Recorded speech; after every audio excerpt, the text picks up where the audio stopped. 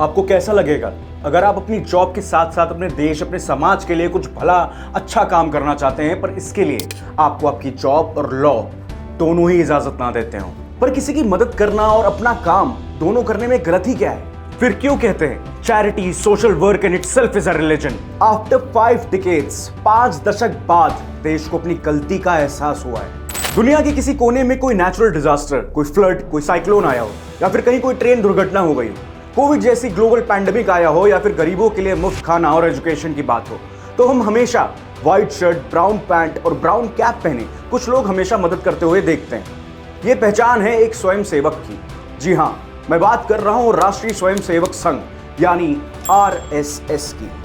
Madhya Pradesh high court ने 25 जुलाई 2024 को अपने ऐतिहासिक निर्णय में राष्ट्रीय स्वयं सेवक संघ यानी आरएसएस पर लगी उस पाबंदी को हटा लिया है जिसके तहत सरकारी कर्मचारियों को संघ से जुड़ने पर मनाही थी।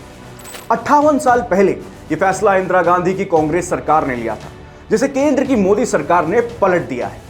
भारत सरकार के गृह मंत्रालय ने एक आदेश जारी करते हुए सरकारी कर्मचारियों के आरएसएस की गतिविधियों में शामिल होने पर लगा प्रतिबंध हटा लिया है। पूर्व की कांग्रेस सरकारों ने सरकारी कर्मचारियों के संघ के कार्यक्रमों में शामिल होने पर रोक लगा दी थी। आरएसएस की गतिविधियों में शामिल होने पर कर्मचारियों को कड़ी सजा देने तक का प्रावधान लागू कर दिया गया था। रिटायर होने के बाद पेंशन बंद हो जाने के डर से सरकारी कर्मचारी आरएसएस की गतिविधियों में शामिल होने से बचते थे। गवर्नमेंट सर्वेंट्स के संघ के कार्यक्रम में जाने पर रोक लगाने के फैसले को सही बताते हुए उस वक्त की कांग्रेस सरकार ने यह दलील दी थी कि आरएसएस की वजह से कर्मचारियों की निष्पक्षता यानी इम्पार्शियलिटी प्रभावित हो सकती है। इसके अलावा कांग्रेस ने यह भी बताया कि इससे सेकुलर समाज के लिए उचित नहीं माना जाएगा, यानी अगर सरकारी कर्मचारी आरएसएस की शाखा में गए तो सेकुलरिज्म के लिए यह ठीक नहीं होगा। कुछ चीजें यानी वक्त के साथ भी नहीं बदलती। कांग्रेस तब भी सेकुलरिज्म की ठेकेदार थी और आज भी है, और इसीलिए central civil services conduct rule 1964 का हवाला देते हुए कांग्रेस ने सरकारी कर्मचारियों के आरएसएस में जाने पर बैन लगा दिया गया था।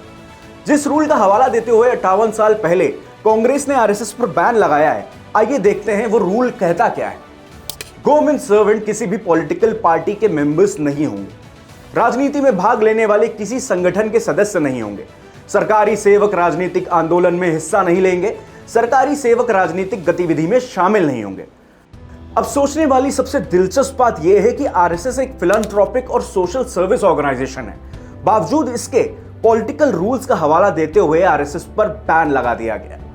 कोर्ट ने अपने फैसले के पॉइंट 20 में तब की कांग्रेस सरकार को फटकार लगाते हुए कहा है कि central government can not behave as be all and above all, यानी केंद्र सरकार ऐसा व्यवहार नहीं कर सकती जैसे वो ही सबसे ऊपर है। अगर सरकार किसी ऑर्गेनाइजेशन को ना ज्वाइन करने का फैसला लेती है तो उसे इसके लिए rules of reasons, fair play और जस्टिस के आधार पर करना होगा, ना कि सत्ता में बैठी पार्टी के ओपिनियंस और आइडियोलॉजी पे। It should be guided by law and not humour और preconceived prejudice against such nationally and internationally famed organisation. न्यायालय ने आरएसएस के सपोर्ट में आते हुए उसकी प्रशंसा में पॉइंट 12, 13 और 14 में यह भी कहा कि गवर्नमेंटल ब्यूरोक्रेटिकल हायरार्की के बाहर आरएसएस ही एकमात्र नेशनली एस्टैब्लिश्ड एक सेल्फ ड्रिवन वॉलंटरी ऑर्गेनाइजेशन है जिसके सबसे ज्यादा मेंबर्स हैं और वो देश के हर कोने, डिस्ट्रिक्ट और तालुका से आते हैं, एक्टिवली पार्टिसिपेट करते हैं रिलीजियस, सोशल, एजुकेशनल, हेल्थ और तमाम अपॉलिटिकल कार्यों में। फिर चाहे वो राष्ट्रीय सेवा भारती जैसा ट्रस्ट हो जहां लोगों को सशक्त बनाया जाता है, या फिर सरस्वती शिशु मंदिर जहां गरीब वर्ग से आए लाखों छात्रों को प्राइमरी और हायर सेकेंडरी शिक्षा मुफ्त और कम से कम लागत में दी जाती है। ये सब जानने के बाद अब आप खुद बताइए, क्या आप नहीं चाहेंगे आप भी एक ऐसी संस्था संगठन से जुड़ें जहां आप अपने काम के बाहर अपने समाज के लिए कुछ योगदान कर सकें? कांग्रेस वामपंथियों की नफरत किसी एक संगठन से नहीं है।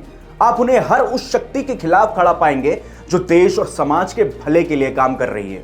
हम शक्ति से लड़ रहे हैं, एक शक्ति से लड़ रहे हैं। कांग्रेस ने आजाद भारत में एकमात्र पार्टी होने की वजह से कानून को अपने हिसाब से तोड़ा मरोड़ा और अपने हित में ही उसका इस्तेमाल किया। जिन्होंने उनकी जी हुजूरी की, उन्हें जमीनों का मालिक बना दिया गया, जैसे देश की जमीन उनकी घर की जागीर हो। और आरएसएस जैसे संगठन जिन्होंने जी हुजूरी की जगह देश हित को आगे रखा, उन पर एंटी नेशनल, आरएसएस गूंस और संघी टेररिस्ट जैसे ठप्पे लगा दिए। और इसी कांग्रेस के लीडर आज सदन में बोलते हैं कि हमें एंटी नेशनल या नेशनल होने का सर्टिफिकेट सरकार नहीं बांट सकती। अब अगली बार अगर आपको कोई कांग्रेसी आरएसएस के खिलाफ बोलता हुआ दिखे तो आपको उसके पीछे की वजह जरूर पता होगी। और आपका कोई भूला भटका दोस्त यार आरएसएस का ज्ञान दे दे तो इस वीडियो को उसे शेयर करना ना भूलें। धन्यवाद।